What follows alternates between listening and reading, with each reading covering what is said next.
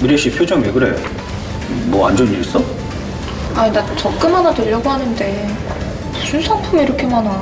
그렇다면 당연히 그 복리 상품을 알아보고 있는 거지? 그것도 비과세로. 이건 또 무슨 말이야? 아 진짜 듣기만 해도 머리 아파. 알아두면 쓸모있는 신입사원 재무설계 네 번째, 금융지식 키우기.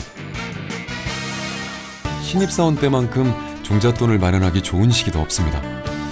가족 부양에 대한 부담이 적어서 본인 위주로 지출을 통제할 수 있기 때문에 저축을 많이 할 수 있기 때문이죠. 아울러 금융에 대한 지식과 경험을 쌓고 통찰력을 키울 수 있는 적기라고 할 수 있습니다.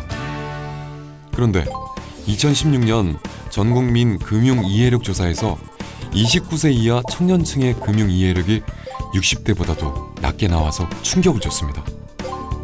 금융 지식.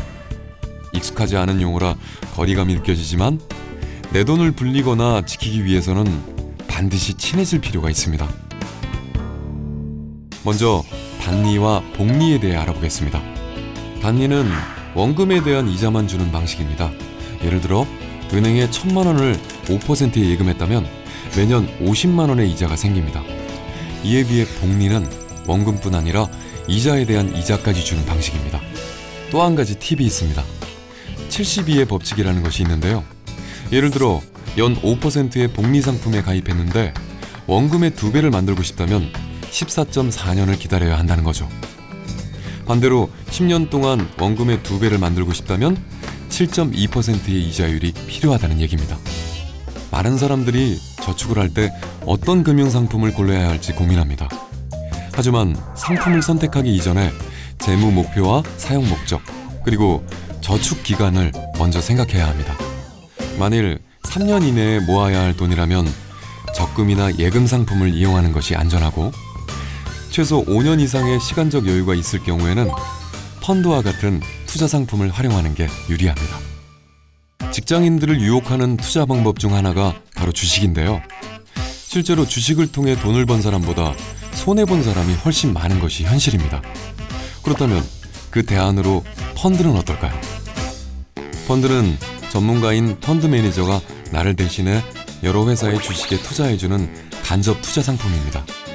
그 중에서도 정기적으로 소액을 투자하는 적립식 펀드는 주가가 하락했다가 회복되면 수익이 발생하는 구조라 안정적으로 투자할 수 있습니다.